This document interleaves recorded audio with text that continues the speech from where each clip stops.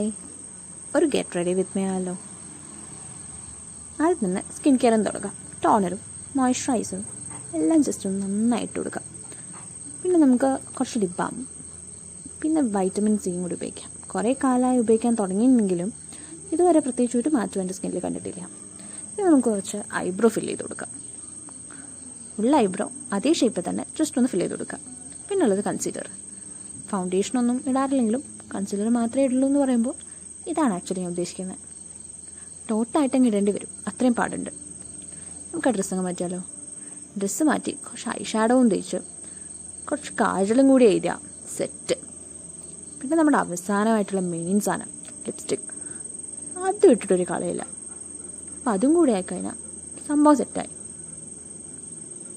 അപ്പോൾ ഇതാണ് നമ്മുടെ ലുക്ക്. എങ്ങനെയുണ്ട്?